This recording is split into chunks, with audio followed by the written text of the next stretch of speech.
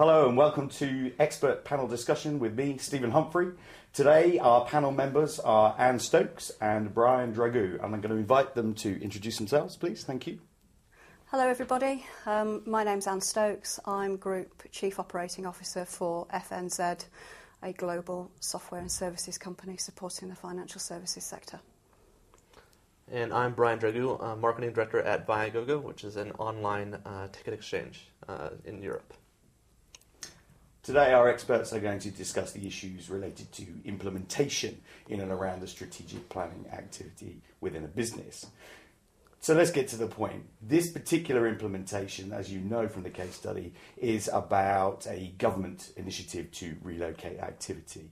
So let's start with the idea that it's government, it's public sector, it's slow, it's cumbersome, it's an economic downturn, yet suddenly we want to relocate all our services and all our people. It's not going to work, is it, Anne? Not without a lot of planning.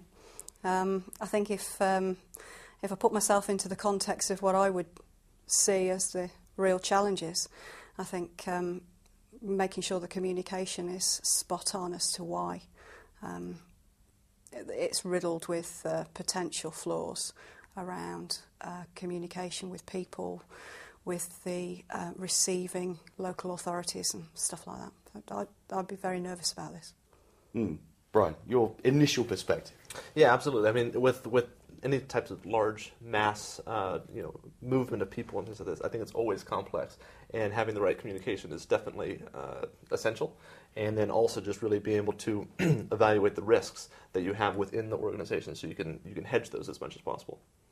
Interesting, you both talk about communication, but I wonder really whether or not communication is enough. You've got a bunch of people here in this public sector being kicked back, very, very lazy, let's say. Really, is communication going to get them motivated? Are they really going to want to move? I think the fundamental question for me is, what exactly are the 4,000 people doing at head office? Now, that fills me with the first question of, you've got a branch network, what's the relationship between the branch and head office? What do the functions do? Are they there for policy? Are they there for frontline administration? Or does that happen at the branch networks?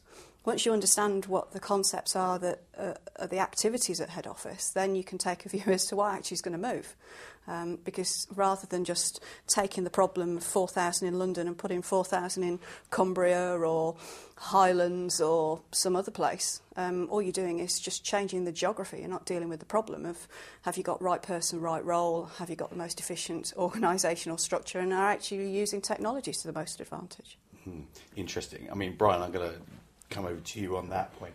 I mean, that sounds great, yeah, but really in the government sector, are they going to waste time on mapping and checking people out and being efficient about their move?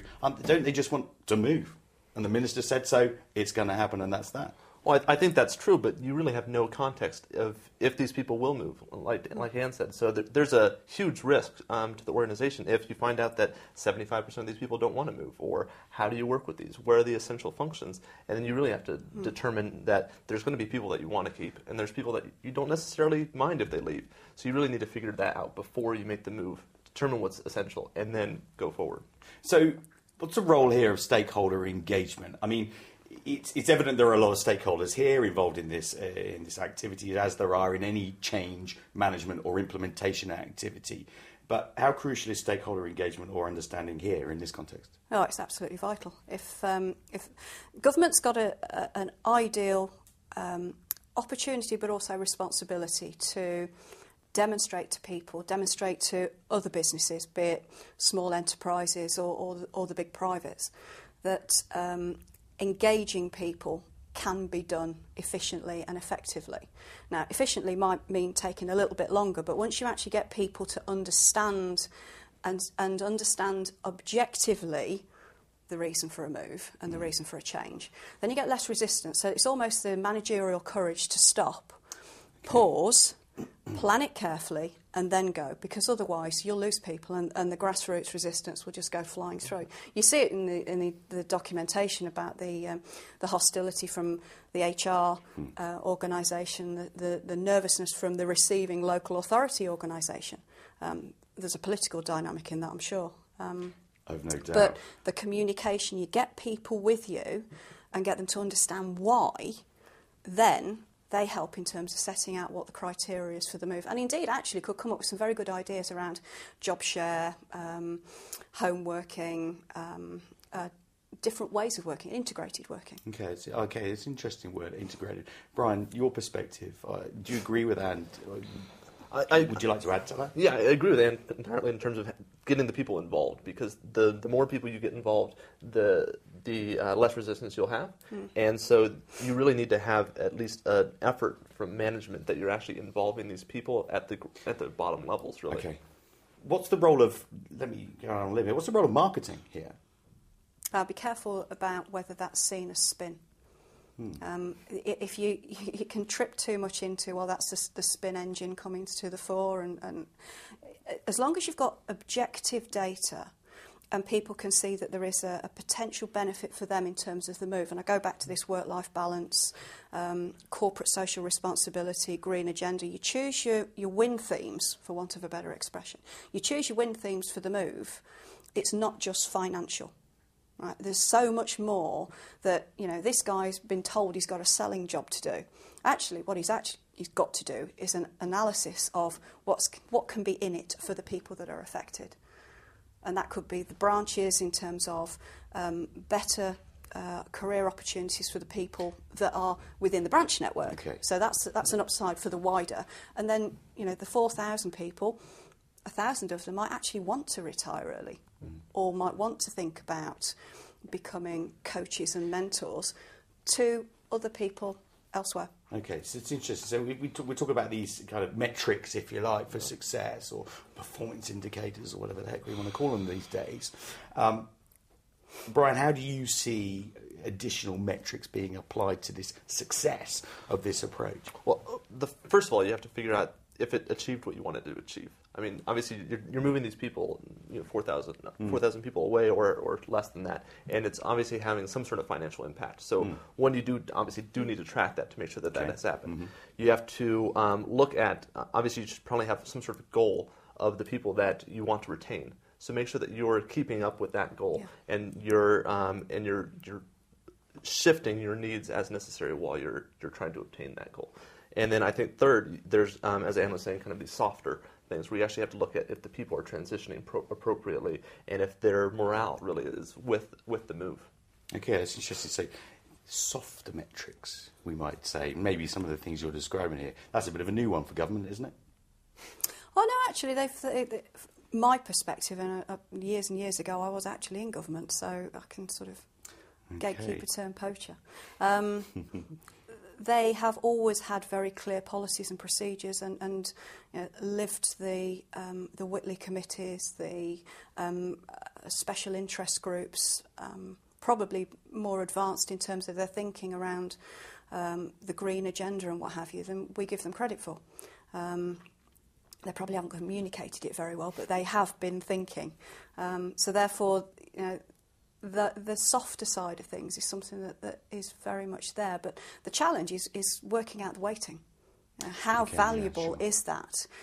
But it's becoming more valuable in terms of ensuring that employee satisfaction, employee morale, less sickness, people wanting to stay rather than wanting to leave. That's interesting. I think, Brian, you mentioned this word transition of people from a current situation to a new situation. So it's interesting to hear that. What about this contemporary and rather off the wall, some might argue, issue of, well, you don't really need any metrics at all, actually.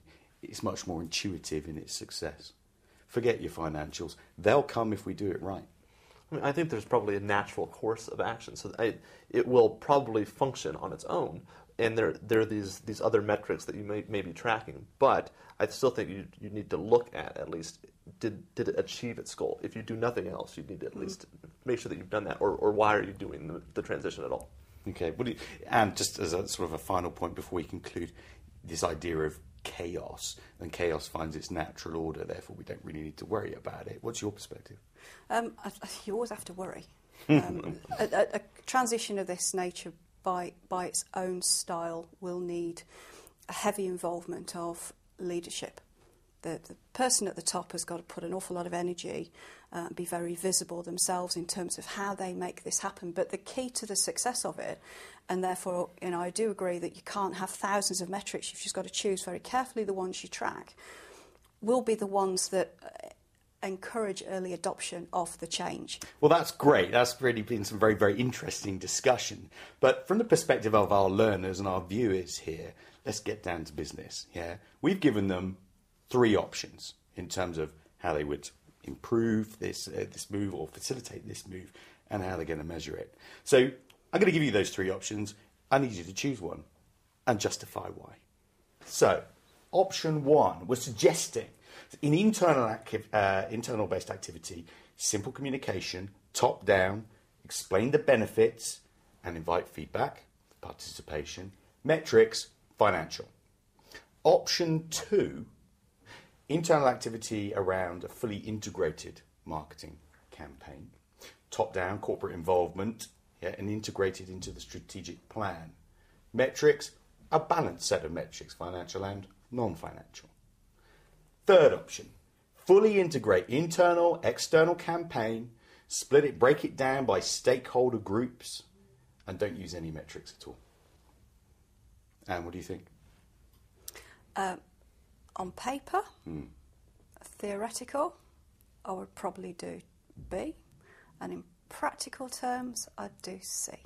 Excellent. And the reason I'd do that is because I think the way to make any complex change program work, you've got to get under the skin of what makes it valuable to the person that's receiving the change, and therefore you've then got to be sensitive to what you're tracking, and it's not always financial. The benefits here are financial. There will be financial, there will be some cultural, there'll be the wider political benefits and examples to private sector, but actually the success of this will be how the individual responds to it, in my view. Great, thank you. Brian? I'm going to be slightly controversial and say I think it's part A and B, I think. And so why I think this is, one, in terms of simple communication, I think it's important to broadly convey the message of why we're doing this so they know why the transition is happening, but then allow them, through the use of technology, to really find out more on their own, and then have resources to where they can, that's another form of communication method. And then secondly, I think with solution B, where there's a balanced set of metrics. So I'm not purely on the financial metrics. I think you have to have the financial metrics to know that you have achieved your goal and what you've set out to do. But really, there's some other metrics that you should really be tracking, and that's going to be morale and opportunity to your existing employees, and then really I think that risk, that hedging of the risk, which I mentioned before. That's interesting. Thanks, guys. I just want to come back to you, Anne, the point that you made. Yeah, on paper, option B. In practice, option C. Are you really advocating in option C? No metrics, chaos, leave it, don't measure a thing. Yeah, actually, yes, I am, because the natural order of things will come to the fore. But if you put too many metrics in place, you stifle what could actually be a better answer at the end. And everybody is an individual, and you need to find, this goes back to what I said earlier about the analysis of why do we need to move, what's in it for the individual, be it corporate social responsibility, work-life balance, job share, integrated working. You find the hook that then somebody then goes, yeah, I want to do that. And that makes it then a more successful programme. But if everything is just governed around 3 or 4 points, that's somebody else's agenda, that isn't the one of the team. Fascinating. Thank you. So what have we learned? Implementation is complex, it's difficult, it's time-consuming. But there are a number of ways of getting this right, or certainly improving the experience for everyone involved. And so what you've seen today is that there isn't necessarily one particular solution, but maybe a combination. Planning and implementation is far more complex than perhaps we give it credit for. This has been Expert Panel Discussion with me, Stephen Humphrey.